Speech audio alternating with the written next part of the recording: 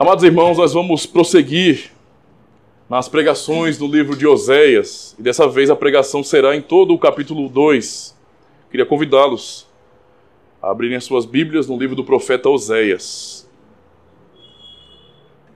Vamos ler o capítulo 2 e em seguida orar, pedindo ao Senhor que nos abençoe. Oséias capítulo 2 diz assim a palavra do Senhor: Chamai a vosso irmão, meu povo, e a vossa irmã, favor.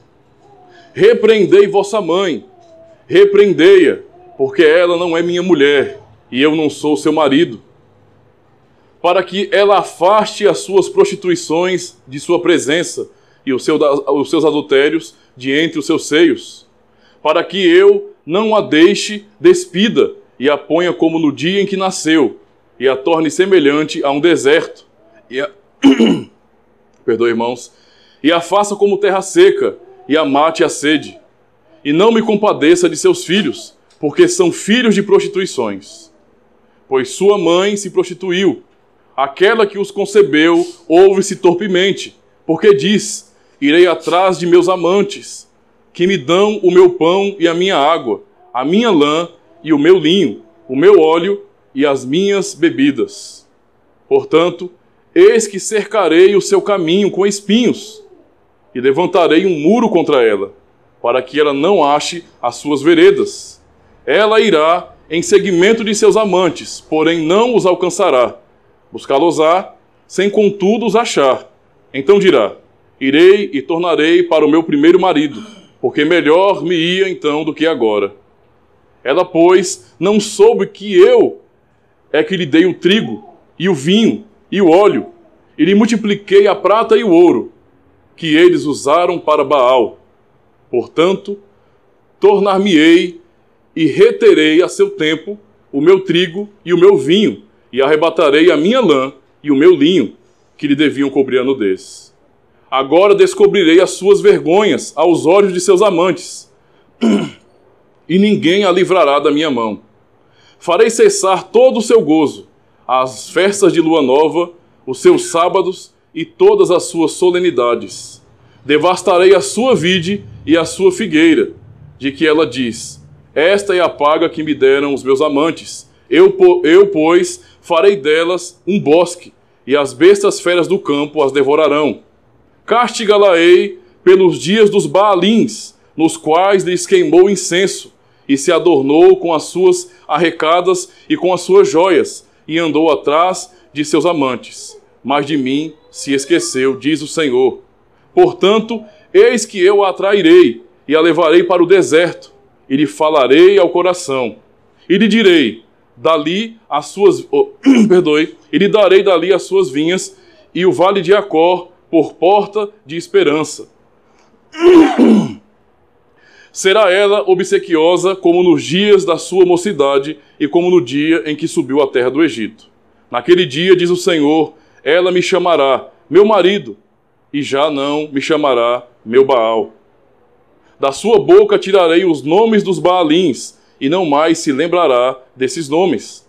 Naquele dia farei a favor dela aliança com as bestas feras do campo, e com as aves do céu, e com os répteis da terra.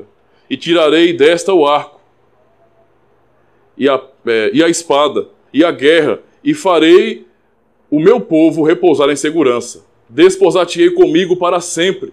Desposar-te-ei comigo em justiça, e em juízo, e em benignidade, e em misericórdias. Desposar-te-ei comigo em fidelidade, e conhecerás ao Senhor.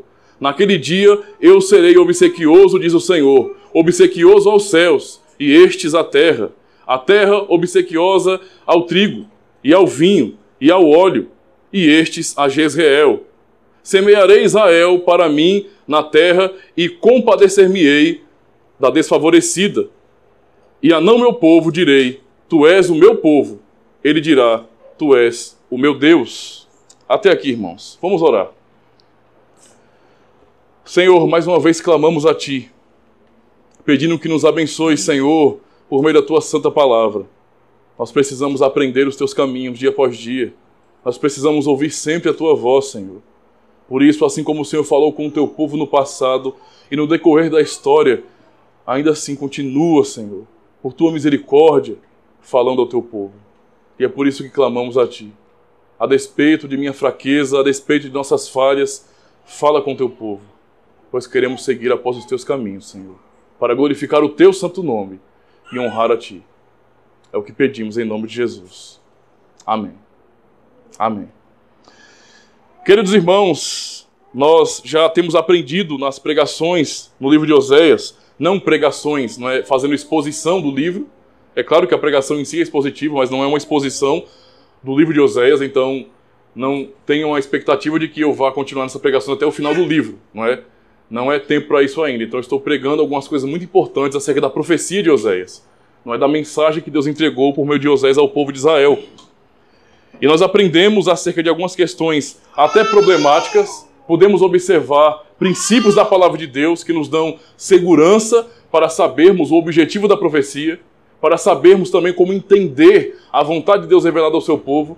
Temos todo o ensinamento da palavra de Deus. Já aprendemos no capítulo 1 inteiro acerca da mensagem que o Senhor deu e podemos ver de maneira muito clara, não é? Deus falando por meio do profeta Oséias. Ele chama Oséias, fala com Oséias e fala por meio do profeta Oséias. E a mensagem que Oséias prega da parte do Senhor é uma mensagem que ilustra de maneira muito clara um casamento.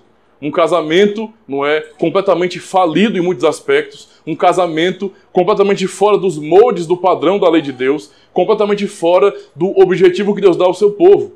E ali Deus quer ensinar ao povo justamente os seus caminhos. Deus quer ensinar ao povo qual é o caminho que Israel havia tomado, não é? Como eles haviam se desviado do Senhor. No capítulo 2, nós temos, na verdade, uma riqueza também nessa continuação da profecia. É a mesma profecia, é a mesma mensagem que está sendo continuada nesse sentido, não é, para o povo de Israel daquela geração, daquele período. E a mensagem continua, não é, agora tratando de maneira um pouco mais específica a atitude de Deus com relação ao seu povo que havia se pervertido, adulterando nesse sentido o relacionamento, o pacto com Deus, seguindo após outros deuses. Como nós lemos aqui de maneira muito clara, há uma descrição muito clara, irmãos, aqui, acerca da atitude dos israelitas, não é? Quando eles por muitas vezes adoraram a Baal, trataram Deus Todo-Poderoso como Baal, colocaram em Israel, não é, postes ídolos, Baalins, não é? Ou seja, Baalins é a expressão plural de Baal. Eles colocavam ali várias expressões, imagens de Baal nesse sentido, espalhadas por todo o reino, para em todo canto adorar a essa divindade, não é, que é falsa. Então há todo esse desvio e o capítulo 2 nos mostra justamente isso. Nós aprendemos do início, no versículo 1, quando Deus fala: chamai o vosso irmão, meu povo, e a vossa irmã, favor. Algumas pessoas, quando olham para esse texto e já acabam de ler, não é, o capítulo 1 inteiro, olham para esse versículo e a partir do versículo 2 acaba até entendendo, peraí, não tem uma incoerência quando você começa a fazer a leitura corrida. Você vê Deus anunciando de maneira muito clara juízo sobre o povo por seu desvio, por sua prostituição, e depois Deus anunciando restauração. A pregação passada começou pesada, começou dura, com várias explicações, com a lei do Senhor, e terminou com promessas de restauração de Israel em Jesus Cristo. E aí, mais uma vez, se volta nesse sentido, né, ou dá continuidade a essa profecia dura contra o povo de Israel. Algumas pessoas pensam que isso é uma quebra da mensagem, do propósito da mensagem em si. Mas, na verdade, ele está continuando aqui. E essa palavra do versículo 1 do capítulo 2 é uma palavra de exortação àquele povo. Eles acabaram de ouvir o início da profecia, não é? O significado daquela ilustração. Eles puderam, então, no capítulo 1, como nós também, entender todo o propósito, o desenrolar da profecia. E agora Deus está falando com o povo, na verdade, em exortação. Então, o capítulo 2 todinho, nesse sentido, não é? Apenas no final, que também tem restauração, é um capítulo de exortação, assim como o capítulo 1. De maneira que o capítulo 1 e o capítulo 2 de Oséias são como uma carta de divórcio ao seu povo. A maneira como o Senhor trata Israel aqui é como se ele estivesse dando uma carta de divórcio a Israel, devido à sua prostituição, devido ao seu adultério, devido a eles terem quebrado a aliança. Então esse é o contexto aqui, de maneira bastante clara, se você fazer a leitura corrida do capítulo 1 e capítulo 2. Então, quando ele diz: chamai a vosso irmão, meu povo, e a vossa irmã, favor, ele está dizendo, o profeta está dizendo aos israelitas: vocês ouviram a mensagem do Senhor, então portem-se como israelitas. Ajam como israelitas. Vocês são semente de Abraão ainda. Deus já havia demonstrado a rejeição àquela geração, e por mais que houvesse promessa de restauração, Deus trataria com aquela geração. As promessas que nós temos no versículo 10 e 11 do capítulo 1, não é? As promessas de restauração são promessas escatológicas. Dizem respeito ao fim, a quando Cristo vier. Mas aquela geração específica sofreria punição por terem abandonado ao Senhor. Depois de Oséias profetizar e tantos outros profetas, em seguida o povo vai ser cativo. Então eles vão ser bem tratados por Deus. Vão amargar o sofrimento, porque desobedeceram ao Senhor. Isso começa então com a exortação para que os filhos, nesse sentido, Israel, eles possam se exortar mutuamente.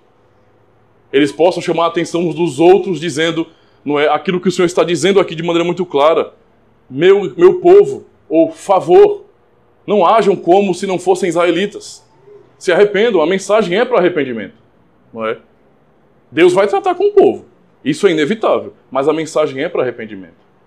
Não é? No versículo 2, é onde nós vamos começar a aprender justamente sobre a exortação de Deus a Israel por essa prostituição. Então nós lemos: repreendei vossa mãe, repreendei-a, porque ela não é minha mulher e eu não sou seu marido, para que ela afaste as suas prostituições de sua presença e os seus adultérios de entre os seus seios, para que eu não a deixe despida e a ponha como no dia em que nasceu, e a torne semelhante a um deserto, e a faça como terra seca, e a mate a sede. Até aqui por enquanto. Observe o que o Senhor disse por meio do profeta Oséias à nação de Israel.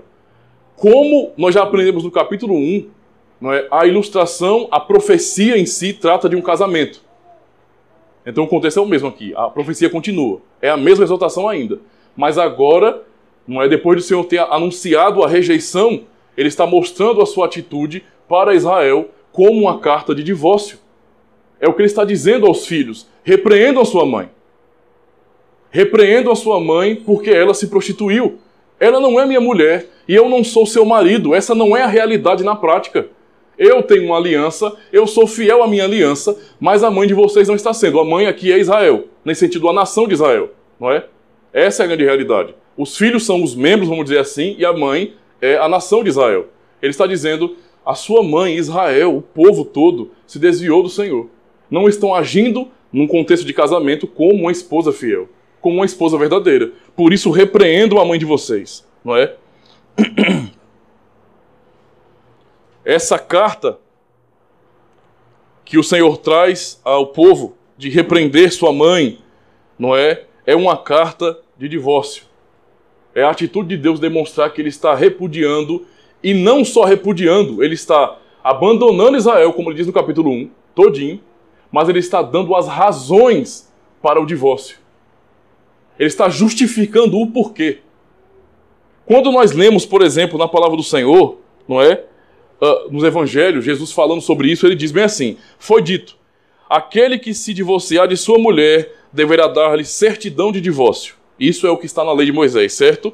Mas eu digo que todo aquele que se divorciar de sua mulher, exceto por imoralidade sexual, faz que ela se torne adúltera, e quem se casar com a mulher divorciada estará cometendo adultério. Mateus 5, 31 e 32.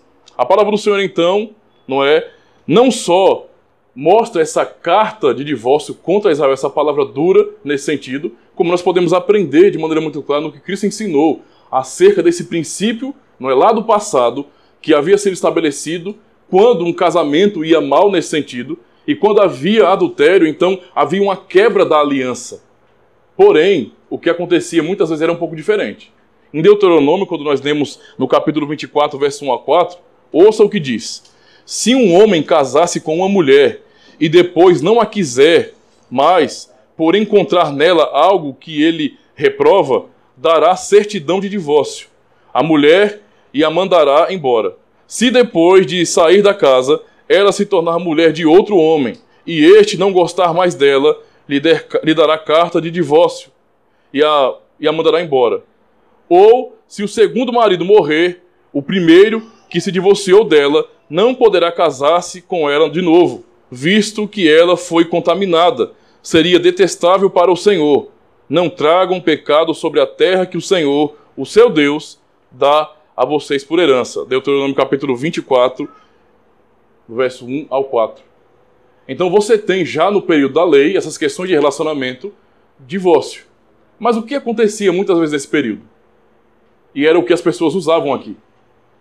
As pessoas ali muitas vezes usavam a lei que Moisés anunciou ao povo, que nada mais é do que a aplicação dos 10 mandamentos, e usavam para poder tentar justificar o tempo todo de separação. Então, tipo, ó, eu tô casado com a mulher, mas, rapaz, os anos foram cruéis para ela, né?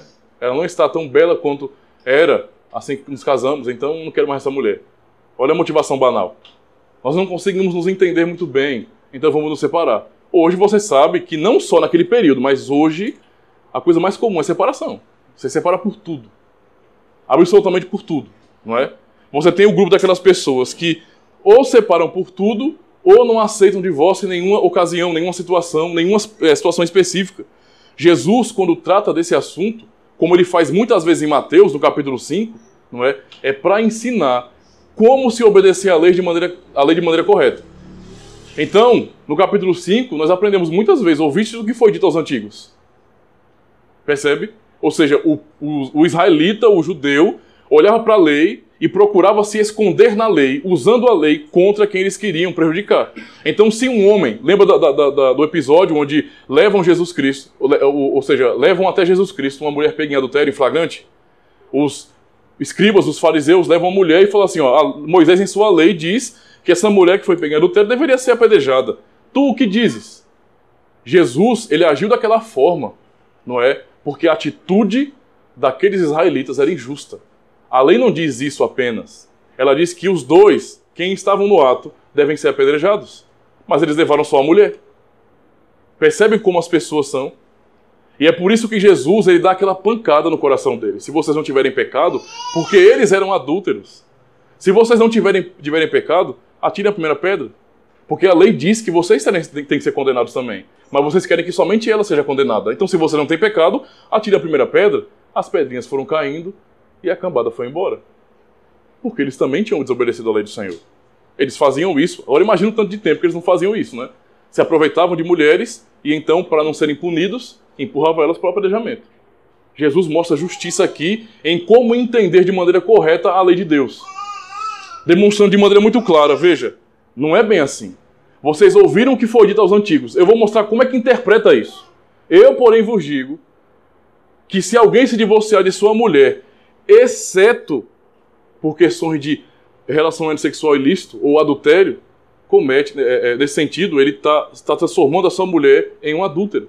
Quem casar com ela está cometendo adultério. Ou seja, a lei só dá uma brecha, que é a brecha da quebra da aliança. Você tem uma aliança com uma pessoa, se você quebra essa aliança, não é? A lei do pacto nos ensina de maneira muito clara que quando uma aliança é quebrada, a parte que quebrou morre. Percebe? Um pacto é algo feito com solenidade, é um pacto de sangue. O casamento simboliza isso. Porque você acha que tantas vezes nós somos tratados como noiva, como esposa e Deus como marido? Porque o pacto que ele tem com o seu povo é um pacto assim, que mostra o casamento de Deus com o seu povo. Então, quando um pacto é feito, se ele é quebrado, a parte que o quebrou morre. Foi isso que Deus ensinou a Abraão, cortando aqueles animais pela metade e passando ele sozinho por eles. Vai acontecer com aquele que descumpriu os termos do pacto, aquilo que aconteceu com os animais. Então Jesus ensina, veja, vocês estão usando a lei para se esconder e se safar da justiça. Vocês não podem divorciar por essas razões.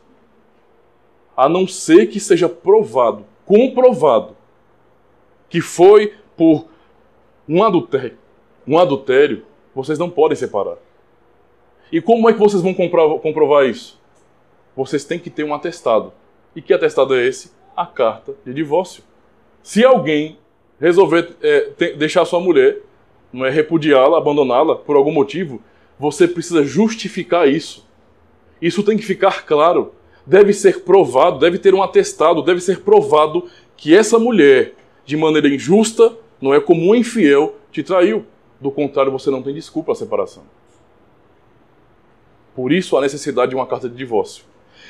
Quando nós pensamos em adultério, você imagina o contexto de um casal e seus filhos. Quando o homem nesse contexto resolvia deixar a sua mulher por aquelas razões, não é, que são injustas, que eu acabei de citar. Ah, porque a mulher já não é mais bonita como era antes. Ah, porque eu abusei dela. Ah, porque ela não tem um temperamento muito bom, aquela coisa todinha. Se os filhos contemplam o pai abandonando, repudiando a mãe e dando carta de divórcio nesse sentido, inventando qualquer justificativa para poder separar dela, você acha que os filhos vão entender isso como uma coisa boa? Os filhos, sabendo da lei, é o contexto de Israel aqui, sabem muito bem que pelo adultério é que há a quebra dessa aliança. Fora disso aí não tem desculpa. Então a atitude do pai contra aquela mulher, não é, contra a sua esposa, é uma atitude injusta, é uma atitude vil, é uma atitude terrível, e os filhos contemplando tudo isso ficariam enfurecidos contra o pai. Colocariam a culpa no pai. O nosso pai é um injusto. O nosso pai é mau. Ele não está tratando bem a nossa mãe. A nossa mãe não fez nada, ela não quebrou os mandamentos, ela não descumpriu a lei. Então não tem sentido ele repudiá-la, ele abandoná-la, ele divorciar essa mulher. Porque o divórcio naquele período, principalmente, não é, representava vergonha, irmãos. Era vergonha. Todo o povo ficava sabendo. Não podia ser uma coisa oculta. Não podia ser uma coisa na baixa. Porque havia a honra daquele que não tinha adulterado. Então, aquilo deveria ser exposto. Ele seria envergonhado. Então, para que não ficasse nenhuma sombra de dúvida e virasse burburinho, fofoca. Não, foi isso, é porque ele é isso, porque ele é aquilo.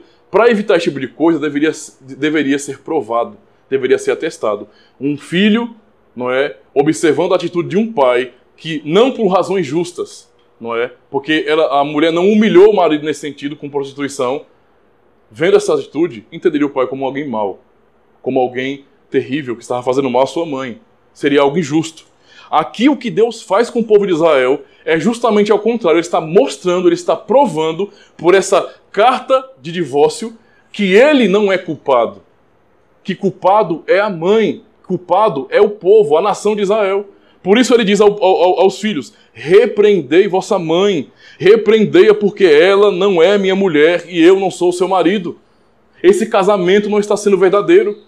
Nós temos uma aliança formal, mas ela não está cumprindo a sua parte na aliança. Eu cumpro a minha parte, mas ela está me traindo. Repreendei a vossa mãe. E ele fala isso para os filhos, para que eles possam entender de quem é a culpa. Com o fim de exortar os israelitas a não se conformarem com a situação de Israel. Sejam israelitas de verdade. Não concordem com a injustiça, porque o que está acontecendo aqui é que vocês traíram ao Senhor.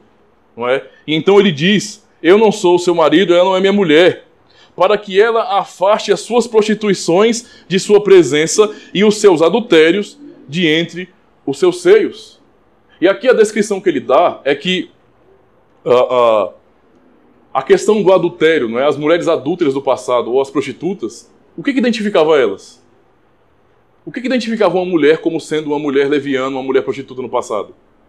Justamente a maquiagem e o expor com os decotes dos seus seios. Era isso que identificava uma mulher leviana no passado. Hoje é normal, né? Crente, as mulheres aí andarem com a metade dos seios de fora. Porque hoje é bonito. Isso continua sendo imoral do mesmo jeito. Assim as mulheres se identificavam como prostitutas. Elas passavam maquiagens exageradas para que todos pudessem olhar para o seu rosto e ficarem vislumbrados com a beleza de sua face. O propósito da maquiagem era isso para uma mulher prostituta. Não era ser uma pessoa discreta. Era ser uma pessoa que causava escândalo mesmo. Olhem para mim, como eu sou bonita. Não é? Para atrair o olhar dos homens, usar roupas que pudessem realçar o seu corpo, demonstrar sua beleza física, para que os homens se sentissem tentados. Esse era o convite, não é? Que até hoje é assim. Que é do mesmo, não mudou nada. É exatamente a mesma coisa nesse sentido. Não é? Deus está acusando Israel de agir dessa forma. Israel tem um marido, que é Deus. Mas Israel está flertando com outros deuses. Israel está usando o que tem, os benefícios que recebeu do Senhor, não é? A beleza que tem como noiva de Deus, para chamar a atenção de outros deuses, de outros maridos, e buscar adultérios. É por isso que ele diz que ela afaste os adultérios de seus seios. Que ela pare com isso, não é? E ele fala, para que eu não a deixe despida e a ponha como no dia em que nasceu, e a torne semelhante a um deserto, e a faça como terra seca, e a mate a sede, e não me compadeça de seus filhos, porque são filhos de prostituições. Deus está exortando o seu povo, se arrependam, repreendam a vossa mãe, não concordem, não aceitem a situação que o povo está vivendo, repreendam, para que eu não derrame a minha ira sobre vocês, para que eu não cause vergonha a vocês. Tudo isso que o Senhor está falando aqui, eles provaram. Eles provaram no cativeiro. Não é? Quando a Síria cresceu e dominou os povos daquela época, não é? Quando a poderosa Babilônia avançou, Israel foi tomada. E eles foram humilhados. Eles foram humilhados, eles não puderam fazer coisa alguma. Deus já está dizendo isso aqui. Mudem a atitude de vocês. Não sejam levianos, não é? Porque vocês vão ser envergonhados. O Senhor vai deixá-los como uma terra seca, como num deserto. Vai matá-los à sede, por causa do pecado de Israel. As palavras do Senhor são duras, irmãos. Aquela nação. São palavras que muitas vezes desagradam. São palavras que demonstram essa atitude tão dura, mas tão justa, na verdade, de Deus dando uma carta de divórcio a Israel, dizendo, vocês quebraram a aliança, vocês se afastaram do Senhor, vocês não cumpriram aquilo que haviam prometido, eu incluí vocês no pacto pela graça, mas vocês não cumpriram isso. Vocês me traíram. Vocês não agem de maneira que glorifica o meu nome. Vocês estão o tempo todo flertando. Quem poderia suportar, nesse sentido, um tipo de relacionamento de casamento onde o seu cônjuge, onde a sua esposa ou o seu esposo vive flertando com pessoas de fora, vive demonstrando com a sua atitude, com seus olhares, com suas ações, que ele não está nem aí para você, mas ele está doido para consumir e para se entregar com aquilo que não é dele, que não pertence a ele, que não pertence a ela. Deus está dizendo isso a Israel. Palavras duras, mas que demonstram a justiça de Deus contra aquelas pessoas. Não é? Assim os homens usaram muito desse recurso. Por isso o Senhor diz, repreendei a vossa mãe. Repreendam Israel. Não aceitem a situação vergonhosa com que vocês, povo do Senhor, estão vivendo. Vocês se tornaram levianos. A partir disso nós também aprendemos, depois de entender essa carta tão triste de divórcio, onde Deus prova para os filhos que ele não é um marido injusto, que ele não é um marido mau, que ele não está repudiando a sua noiva Israel porque ele simplesmente deixou de amá-la. Ele está provando, eu sempre cumpri a minha parte na aliança. Por isso repreendo a mãe de vocês, porque vocês têm me traído. Vocês são uma geração que é fruto de prostituições. Vocês não são filhos legítimos, filhos puros. Vocês são contaminados. E agora nós aprendemos, não é, que Israel, com a sua atitude leviana de prostituição, demonstrava, na verdade, a ingratidão a Deus. A cena aqui que Oséias descreve é a atitude de uma mulher. Veja, uma mulher. O marido, e aqui veja que o negócio aqui é sério. O marido encontrou essa mulher escrava. Escrava. Ele comprou essa mulher. Ele disse, eu vou te libertar. Para você ter dignidade. Eu te dei um nome, eu te dou dignidade, você será minha esposa. Deus compra Israel. Foi assim que ele libertou Israel do Egito. Comprou Israel. Não é? E a cena é essa. O marido vai e compra a mulher, torna ela sua esposa, lhe dá um nome, lhe dá tudo. Mantém. O marido em uma relação, nós sabemos que é o provedor. Né? Nós, os casados, homens, somos provedores terrenos da nossa família. O marido é o provedor. Deus está dizendo justamente isso. Não é? O marido é o provedor. Mas eu que provi tudo a minha esposa, a minha mulher, parece que isso não resolveu nada para ela. Porque ela, tendo tudo de minhas mãos, ela continua a desejar outros. Ela continua a procurar outros. E ela está desejando ter aquilo que os outros estão oferecendo. Não estão reconhecendo que é eu quem alimento, que eu dei nome, dignidade, eu alimento. Não, ele está rejeitando isso. Não está sendo grata por isso, não está reconhecendo essa realidade. Quando nós vemos a partir do versículo 5, Ele diz bem assim: pois a sua mãe se prostituiu, aquela que os concebeu ouve-se torpemente, porque diz: irei atrás de meus amantes, que me dão o meu pão e a minha água, a minha lã e o meu linho, e o meu óleo e as minhas bebidas. Observe, irmãos, a atitude de Israel nesse sentido, como uma mulher ingrata, que abandona o homem que lhe deu tudo, dignidade, um nome, uma família, lhe deu tudo. Abandona esse marido, não é? Assim Israel fazia com o Senhor. Abandonava ao Deus Todo-Poderoso, ao Deus que libertou eles do Egito, que deu um nome a uma nação de escravos, insignificante neste mundo, não é? E estavam ali buscando novos amantes, buscando outros maridos, outros relacionamentos, para então receber desses essas coisas, esses utensílios ditos aqui, não é? Óleo, pão, o alimento, água, bebida, o vinho, a alegria, tudo. Você está procurando isso. Como uma mulher leviana que é ingrata e abandona o seu único marido para então se prostituir com aqueles que ela julga que pode dar mais do que ele. Que pode dar mais do que ele. Você aqui tem tudo, Israel. Você tem um nome, você foi liberto, o Senhor cuida de você. Quem multiplicou o ouro e prata na sua mão foi o Senhor. O Senhor quem lhe dá saúde, vitória sobre os inimigos. E o que Israel tem feito? Tem buscado tudo isso que o Senhor deu da mão de Baal. Da mão das divindades pagãs. Como se essas divindades pudessem fazer alguma coisa. Você percebe a gratidão? Porque há séculos atrás, há gerações atrás, Deus mostrou o seu poder. Deus mostrou que Baal não era nada. Por meio do profeta Elias, Deus humilhou 400 profetas que clamaram o dia todo pedindo que Baal os ouvisse e viesse e respondesse com fogo para queimar aquele altar.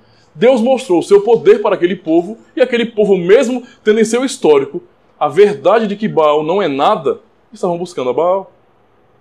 Estavam buscando a ilusão de relacionamentos fora do verdadeiro relacionamento. Quebrando o pacto, quebrando a aliança, rejeitando o Senhor. Essa é a atitude leviana do povo aqui de Deus. A ingratidão, não é? A ingratidão do povo de Deus em não reconhecer todo o benefício que o Senhor havia dado a esse povo. Todo o benefício, não é? Essa não é uma situação que seja tão distante de nossa realidade. Vocês sabem muito bem, não é? Que eu não vou falar do mundo, não é? Das pessoas que não creem em Deus, não creem em Jesus Cristo. Porque eles realmente não reconhecem nada. Mas para cristãos, isso não é um quadro tão difícil de entender, ou tão distante da nossa realidade. Porque muitos cristãos, eles não conseguem ser gratos a Deus por tudo que têm recebido. Deus nos ensina por meio dessa palavra que é Ele quem nos dá tudo o que é necessário para a nossa vida física e também para a nossa vida espiritual. Deus nos supre de maneira completa. Ele é um marido fiel. Ele não é como eu. Eu sou falho, mas Deus não é. Ele é um marido perfeito, ele nunca deixou faltar nada para sua esposa. Ou seja, os cristãos de hoje, que são noiva de Cristo, que são a igreja de Cristo, muitas vezes não reconhecem, são ingratos também do mesmo jeito. Vivem a murmurar, a reclamar de suas vidas, a agirem como se fossem, se ser um cristão fosse uma coisa maldita, fosse uma coisa que trouxesse mais sofrimento, fosse pior do que qualquer coisa no mundo. Não é? E dizem ainda, não, pastor, não é tudo isso não, né? Que nós não somos ingratos assim não, misericórdia, pastor, você está exagerando. Aí eu vou e pergunto, como é que você mostra a sua gratidão a Deus? Dizendo, é? É só dizendo? Porque as traições continuam acontecendo. Nossa, com relação a Deus, quando nós deixamos de fazer a vontade dele para fazer a nossa, estamos adulterando, estamos traindo o Senhor. Onde é que está a nossa gratidão? Cadê a gratidão do povo de Deus? Nós temos que ser confrontados com isso também. É claro que o impacto da mensagem não é o mesmo nesse sentido, porque Deus não está nos condenando, mas a mensagem aqui também serve para aqueles que hoje não creem verdadeiramente em Deus, que também dentro do corpo de Cristo, a igreja visível nesse sentido, não é a instituição, a igreja, também são bastardos, também são filhos não é, ingratos, são filhos não legítimos, ou seja, estão ali, parecem como qualquer outro, né? Um filho de Deus. Mas não é. Não crê nele de verdade. E isso tudo é o que nós aprendemos com relação à ingratidão do povo de Deus. Deus está mostrando para o povo como esse povo era ingrato, como esse povo não reconhecia a glória do Senhor, não é? No versículo 9, Deus demonstra a sua atitude com relação ao que ele vai fazer com esse povo ingrato. E essa atitude de Deus de fazer o povo sofrer pode parecer dura, mas é uma atitude de amor. Porque o que ele diz no versículo 9? Em diante. Portanto, tornar-me-ei e reterei a seu tempo o meu trigo e o meu vinho, e arrebatarei a minha lã e o meu linho, que lhe devia cobrir a nudez. Agora descobrirei as suas vergonhas aos olhos de seus amantes, e ninguém a livrará da minha mão. Farei cessar todo o seu gozo, as suas festas de lua nova, os seus sábados e todas as suas solenidades. Devastarei a sua vide e a sua figueira, de que ela diz: esta é a paga que me deram os meus amantes. Eu, pois, farei delas um bosque, e as bestas feras do campo as devorarão. Castigá-la-ei pelos dias dos Baalins, nos quais lhes queimou incenso, e se adornou com as suas arrecadas e com as suas joias, e andou atrás de seus amantes, mas de mim se esqueceu, diz o Senhor.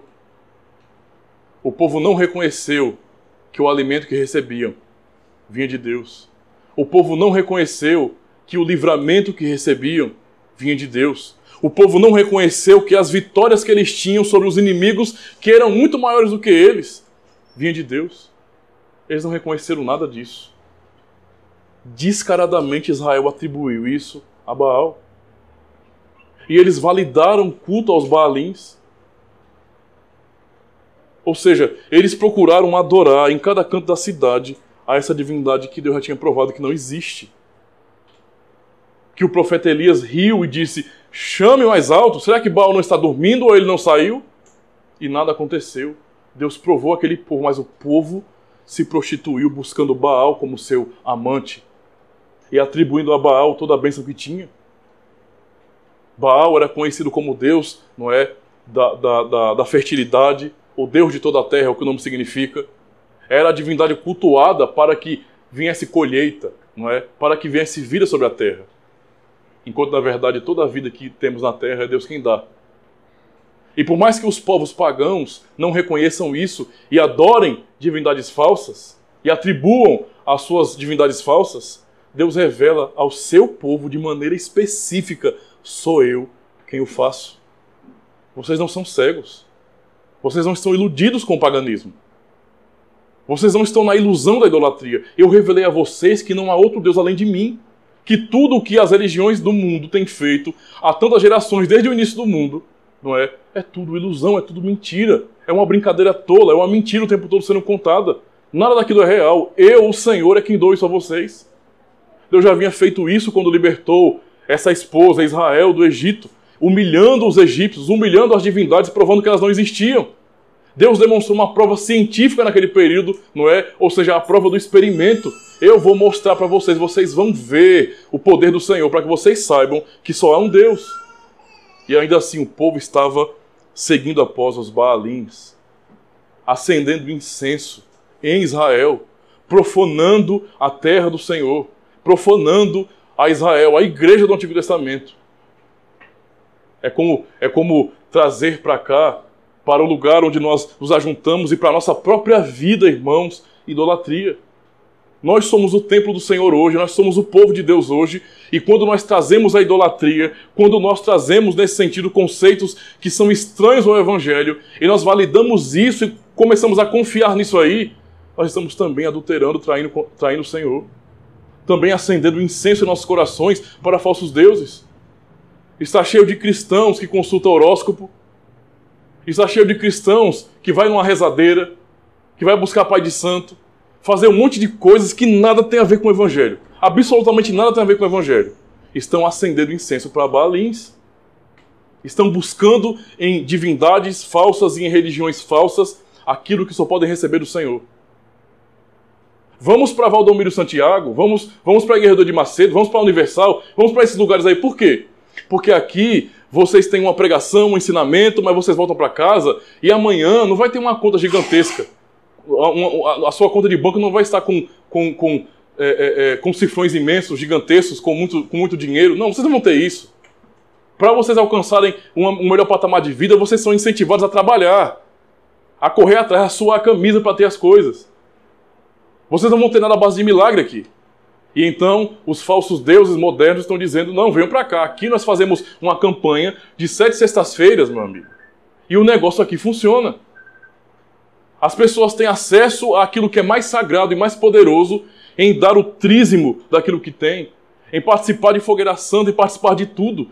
Cristãos que são de comunidades históricas, comunidades evangélicas mesmo, que não são neopentecostais, têm abandonado as suas comunidades para buscar esse tipo de coisa.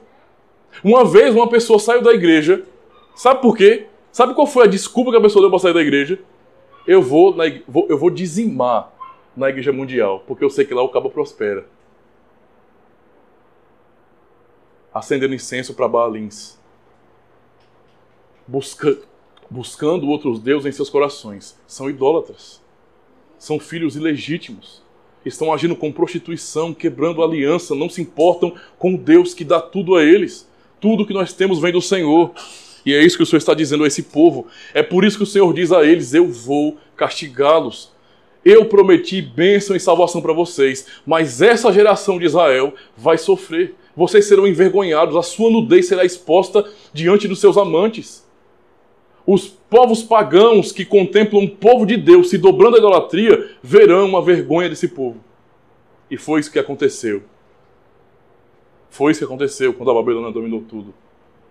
Eles foram envergonhados. O reino foi tomado. Foram levados cativos.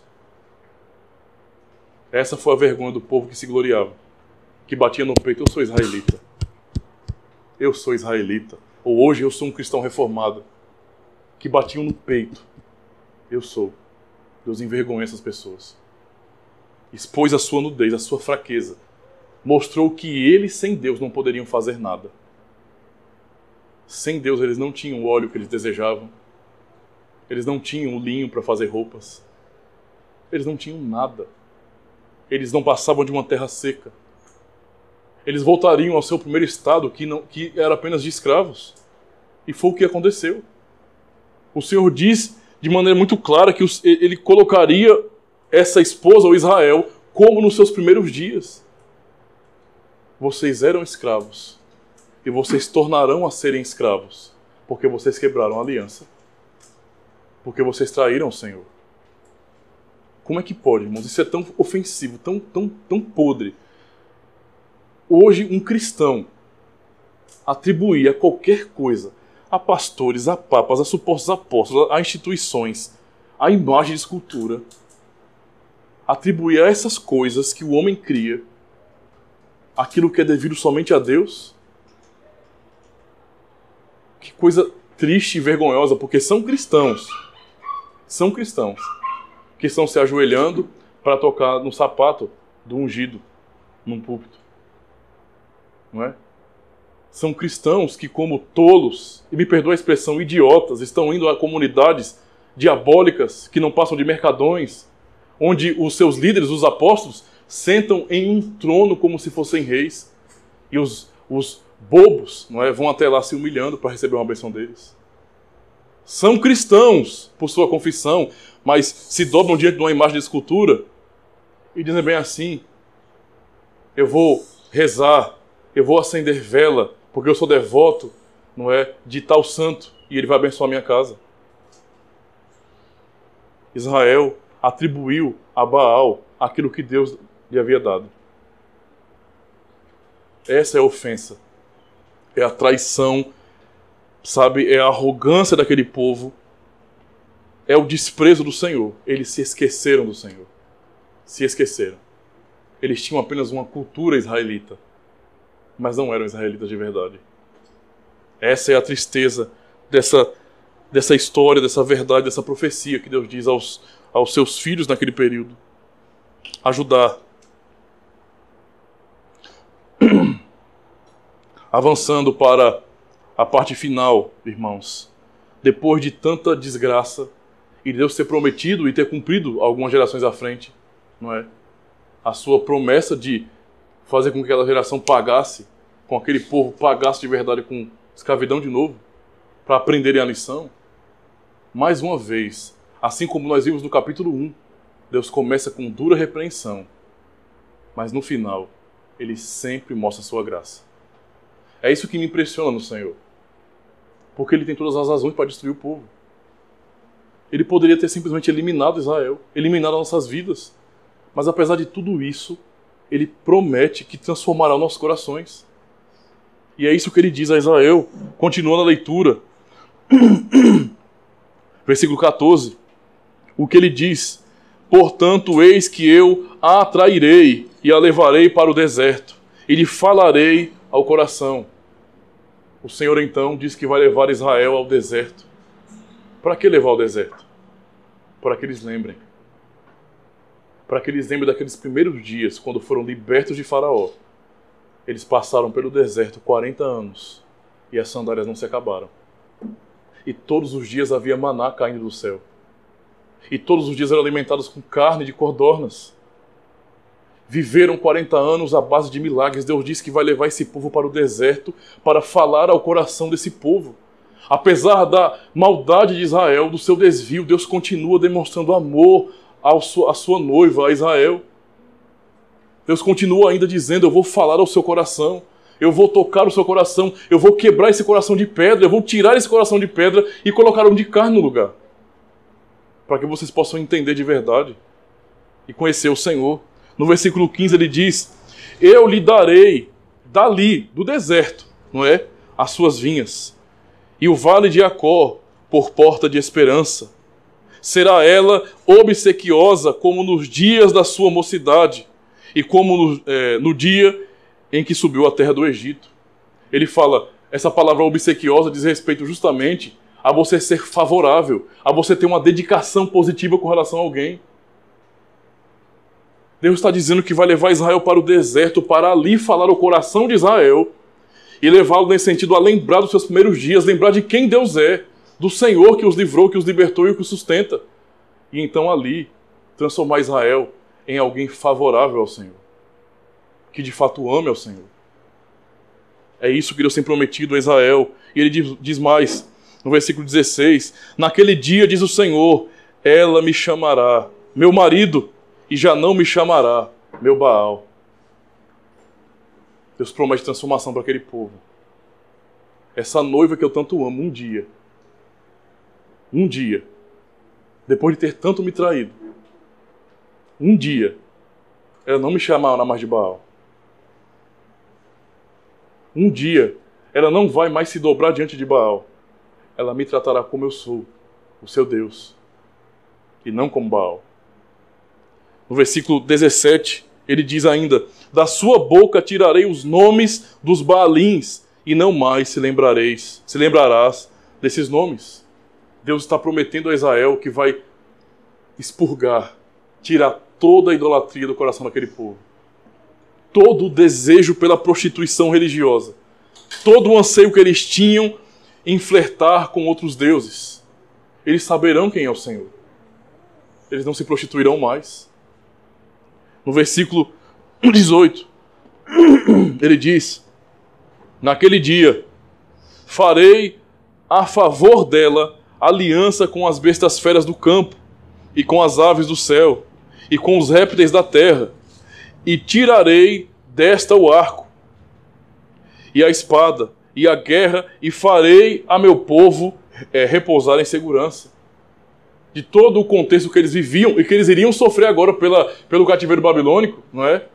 Por tudo aquilo que estava reservado para eles, Deus estava prometendo um período, um tempo, na vida desse povo, onde eles não teriam problema com mais nada. Veja, ele fala que faria aliança com as bestas feras do campo, com as aves dos céus, com os répteis da terra, demonstrando que nada haveria de hostil contra Israel. Nada haveria de hostil contra Israel. A hostilidade que nós criamos por nosso pecado, em tornar a natureza hostil à nossa vida humana, por culpa de Adão, porque maldita é a terra por tua causa, não é? Deus está dizendo a Israel que fará uma aliança com os animais do campo. Não haverá mais nada de hostil contra Israel. Eles terão tudo o que precisa, de tal forma que ele diz, eu vou tirar de Israel o arco. Para que serve o arco, não é? é uma arma de guerra antiga. Eu vou tirar de Israel o arco. Por quê? Porque eles não vão precisar mais de arco, não vão precisar mais de espada, eles não vão precisar mais de nada. Eles vão repousar em segurança. Nada haverá contra o meu povo. Não haverá mais perigo nenhum contra Israel. E então essas palavras que demonstram a graça de Deus, o seu favor, a sua bênção para a vida desse povo, quando ele diz, no versículo 19, desposar-te-ei comigo para sempre. Desposar é casar. Ele está dizendo a Israel, eu vou casar com vocês para sempre. Vocês hoje são infiéis. Vocês hoje quebraram a aliança. Sofrerão por causa disso. Mas haverá um dia em que esse casamento será pleno. Perfeito. Para sempre. E é o que ele está prometendo ao povo aqui. Desposar-te-ei comigo em justiça e em juízo, e em benignidade e em misericórdias. Israel provará toda a misericórdia de Deus, poderá reconhecer a glória, a misericórdia do Deus que os livrou. Porque olhando para a nossa própria história, para Israel, para nós, o Israel de Deus hoje, nós podemos reconhecer todas as nossas fraquezas e no final, é justamente por causa disso que nós poderemos exaltar a Deus por sua graça. Porque vamos poder reconhecer que nada fizemos. Que por nossa própria conta, nós sempre procuramos fazer aquilo que é contra Deus. Mas Ele está prometendo ainda assim um casamento perfeito. Um casamento perfeito. No versículo 20 ele fala, desposar-te-ei comigo em fidelidade e conhecerás o Senhor. Vocês vão me conhecer de verdade. Vocês vão muito além disso que vocês têm vivido. Parece que vocês não sabem muito bem quem é o Senhor, porque o Senhor já mostrou quem Ele é, já mostrou o seu poder, e vocês não o reconhecem. Mas naquele dia vocês saberão quem o Senhor é. De maneira perfeita conhecerão o Deus que os salvou. Naquele dia, o Senhor diz, eu serei obsequioso, ou seja, favorável a Israel. Obsequioso aos céus, favorável à terra obsequiosa ao trigo e ao vinho e ao óleo, estes a Jezreel. O Senhor está dizendo, haverá um tempo que a terra que hoje é seca e sofre por causa dos seus pecados, essa terra será favorável a vocês. Essa terra dará o alimento que vocês tanto anseiam e precisam. Vocês verão alegria por poderem colher um fruto perfeito da terra, coisa que vocês não sabem desde o dia que Adão caiu. A terra vai produzir abrolhos e cardos. Você vai suar muito para ter o seu pão. O trabalho não vai ser apenas uma questão de cumprir a ordem de Deus, desenvolver a criação. O trabalho vai ser penoso em muitos aspectos, não vai ser fácil. Vocês vão sofrer injustiça. O mundo não vai estar em perfeita ordem como vocês tinham antes. Vocês caíram, vocês trouxeram maldição sobre a terra, mas o Senhor está prometendo a Israel que Ele seria favorável a este mundo, a terra. E essa terra seria favorável ao homem. Poderemos colher a alegria deste lugar.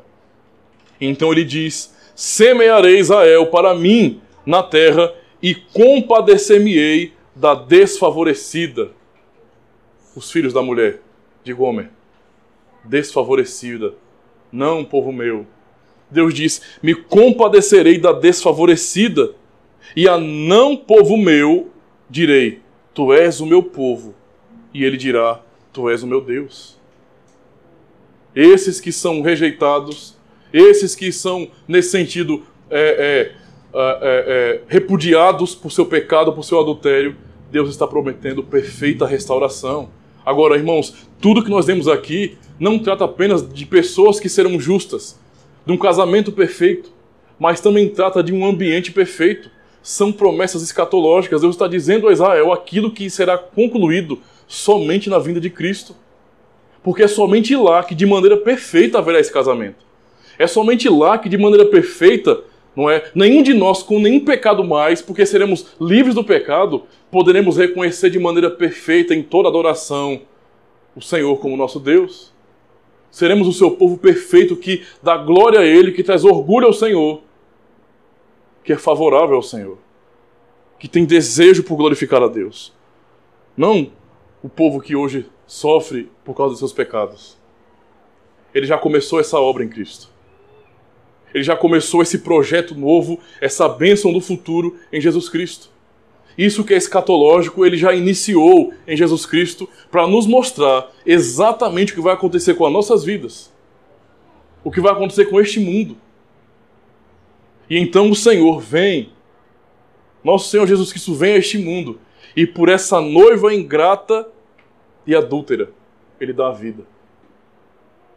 Ele derrama o seu sangue com um objetivo. Ele tinha um objetivo ao derramar o seu sangue. E nós aprendemos isso em Efésios, capítulo 5. Eu vou ler aqui, versículo 27 ao 25 ao 27. Maridos, amai a igreja e a si mesmo, que a si mesmo se entregou por ela. Perdoe, irmãos. Maridos, amai a vossa mulher, como também Cristo amou a igreja e a si mesmo se entregou por ela.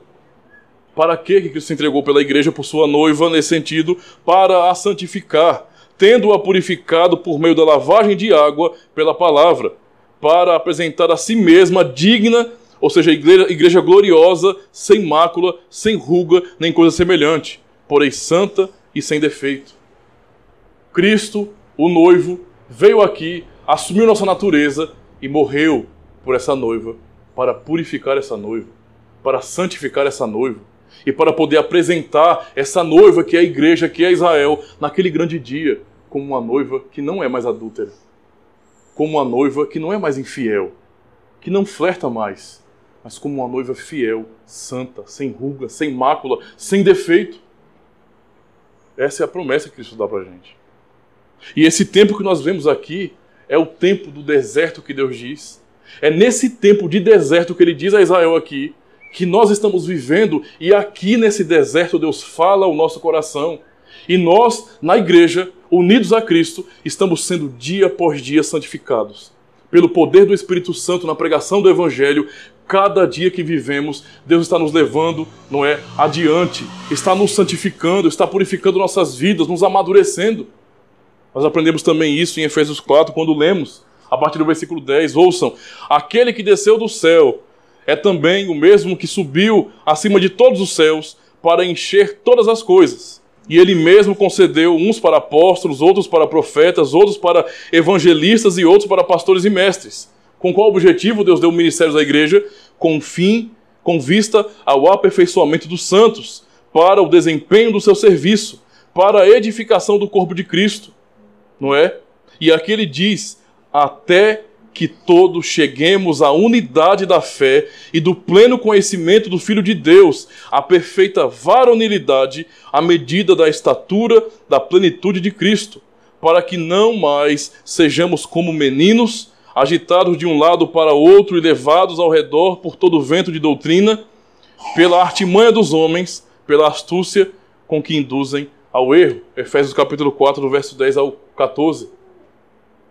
Nós estamos aprendendo esse tempo de deserto, eu estou concluindo agora, irmãos. Esse tempo de deserto que vivemos hoje aqui é o tempo onde Cristo está aperfeiçoando a sua noiva para casar com essa noiva. Para finalmente, no dia do casamento, essa noiva possa estar santa, à estatura de Cristo, possa ser digna de casar com o Cordeiro. É isso que nós aprendemos na palavra do Senhor. E então, o último versículo. Quando será o dia desse casamento? Quando o nosso Senhor Jesus Cristo voltar. Esse é o dia em que essas profecias de Oséias será cumprido. Dizei à desfavorecida, você é favor agora. E aquele que se chamava não meu povo, eu sou o vosso Deus. E você é o meu povo. Vocês são o meu povo. E o Senhor diz em Apocalipse, capítulo 21, vi novo céu e nova terra, pois o primeiro céu e a primeira terra passaram, e o mar já não existe. Vi também a cidade santa, a nova Jerusalém, que descia do céu da parte de Deus, ataviada como noiva adornada para o seu esposo. Pois que João viu o cumprimento dessa profecia. Uma noiva perfeita, uma noiva santa, uma noiva linda, que possa agradar de maneira perfeita ao seu noivo. E ele diz, então, ouvi grande voz vinda do trono, dizendo, eis o tabernáculo de Deus com os homens, Deus habitará com eles. Eles serão povos de Deus, e Deus mesmo estará com eles. Ele lhes enxugará dos olhos toda lágrima, e a morte já não existirá. Não haverá luto, nem pranto, nem dor, porque as primeiras coisas passaram. E aquele que está sentado no trono disse: Eis que faço nova todas as coisas. E acrescentou: Escreve, porque essas palavras são fiéis e verdadeiras. Disse-me ainda: Tudo está feito. Eu sou o Alfa e o Ômega, o princípio e o fim. Eu, a quem tem sede, darei de graça da fonte da água da vida. O vencedor herdará estas coisas, e eu lhe serei Deus, e ele me será por filho. É isso o que o Senhor diz ao seu povo. Nós somos essa igreja, irmãos, que está sendo aperfeiçoada para esse casamento. Isso é o que o Santo Evangelho nos ensina. Portanto, apesar da dureza da profecia, da mensagem, nós podemos enxergar a graça de Deus. E nós somos essa geração eleita, que está sendo aperfeiçoada para esse casamento. Que o Senhor Jesus possa nos consolar com essas palavras, por nos garantir. Essas palavras não são apenas profecias inseguras, mas são a garantia pelo próprio sangue de Cristo, que nós, naquele grande dia, estaremos prontos para esse casamento. Amém.